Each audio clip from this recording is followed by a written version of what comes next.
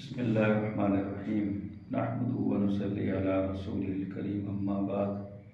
فاعوذ باللہ من الشیطان الرجیم بسم اللہ الرحمن الرحیم فنجعل لعنۃ اللہ علی الکاذبین۔ میں نے آپ کے سامنے یہ ایک آیت تلاوت کی ہے جس میں اللہ رب العزت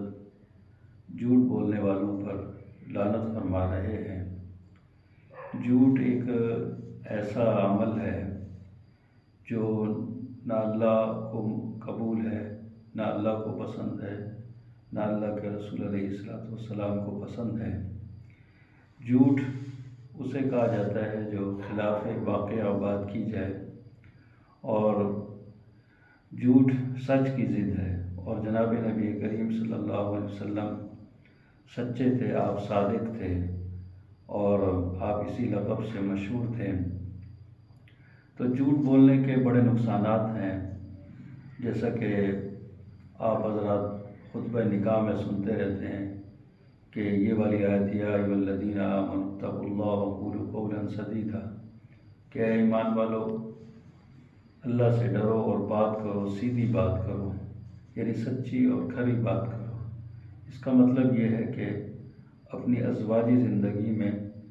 سچ بولیں، جھوٹ کا سہارا نہیں لیں۔ اگر سچ بولتے رہیں گے تو انشاءاللہ زندگی بھی اچھی گزرتی رہے گی۔ اور اس کی جو ضد ہے جھوٹ ہے، اور جھوٹ سے ایسا ہوتا ہے کہ بعض اوقات ایک چھوٹا سا جھوٹ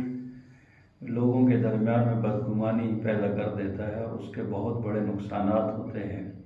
اور بعض اوقات خاندانوں کے خاندان، گھروں کے گھر اس ایک جھوٹ کی وجہ سے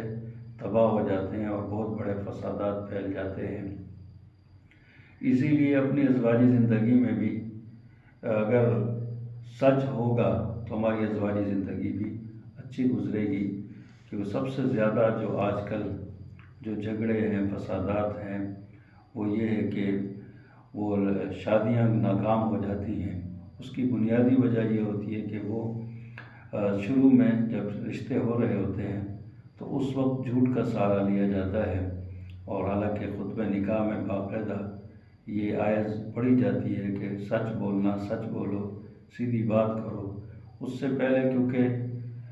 لڑکی والے بھی اور لڑکے والے بھی اپنے لڑکے کی اتنی تعریفیں کرتے ہیں، اور مال کے خصوصاً مال کے حوالے سے اور دوسرے حوالوں سے جو لڑکے میں بھی موجود بھی نہیں ہوتی، اس کی تعریف کی جاتی ہے، اور بعد میں پتہ لگتا ہے کہ یہ سب جھوٹ تھا۔ اسی طرح لڑکی والے بھی اپنی لڑکی کے بارے میں بھی غلط بیانی کا مظاہرہ کرتے ہیں، جو بعد میں ظاہر ہونے پر جو میاں بیوی کے درمیان میں جو اختلافات پیدا ہوتے ہیں، جس کی وجہ سے وہ رشتے ناکام ہو جاتے ہیں۔ اسی طرح بعض اوقات یہ جو خاندانوں میں اور لیول تک بھی جتنا بھی چلے جائیں، اور جہاں بھی جھگڑا اور فساد ہوگا معاشرے کے اندر، اس میں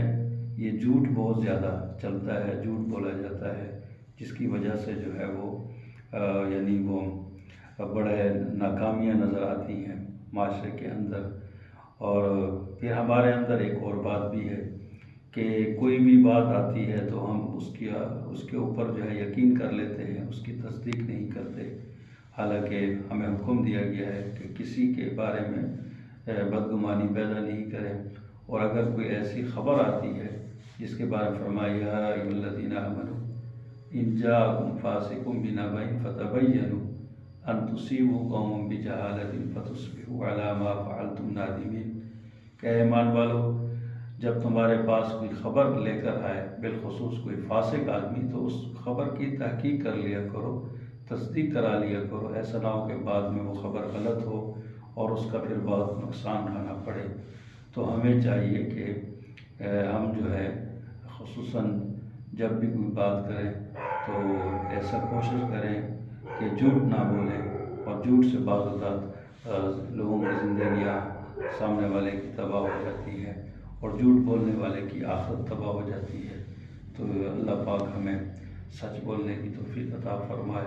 اور جھوٹ سے پرہیز کرنے کی توفیق عطا فرمائے۔ وما علینا الا البلاغ۔